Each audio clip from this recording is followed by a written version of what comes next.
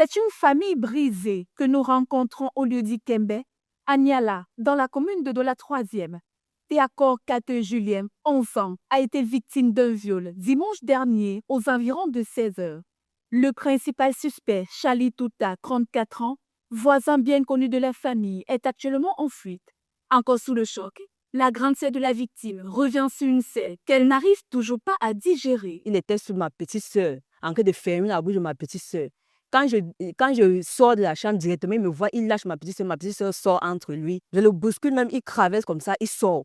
Quand il le bouscule comme ça, il sort. En sortant, il soulève son pantalon. Il arrange son gros machin là qui est en train de déranger l'enfant avec dans son pantalon. Il arrange en sortant. Et quand je surprends même le violeur sur lui, et que je suis en train de réprimander l'enfant en demandant à l'enfant que pourquoi tu ne parlais pas.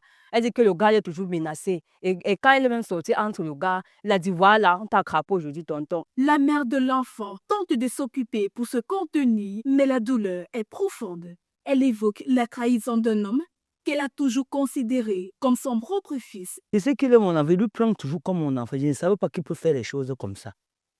Parce que du matin du soir, je cherche même qu'il n'a pas vu le travail. Je lui garde toujours comme mon enfant.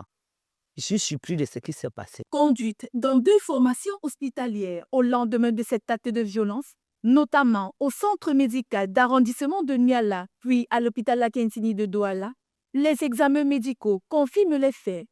L'aîné de la victime à l'origine de la plainte, déposée au commissariat du 11e arrondissement, affirme que la famille rejette toute tentative de règlement à l'amiable évoquée par les proches du suspect. Sa mère et ses oncles, soit dans ses oncles, sont venus le matin chez nous pour demander l'arrangement à l'amiable. Ça ne date même pas quand on était ensemble ici, là on parlait sur l'histoire des divines ensemble.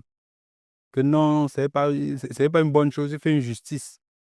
Lui-même, il était là à demander justice. Et il est là à commettre ce genre d'acte. Que l'État fasse quelque chose afin qu'on puisse mettre la main sur ce prédateur sexuel et qu'il serve de leçon aux autres. Le viol de la petite Julienne, élève en classe du cours moyen 2, rallonge la liste des enfants victimes de violences sexuelles ces dernières semaines au Cameroun. La famille espère que cet acte ne restera pas impuni.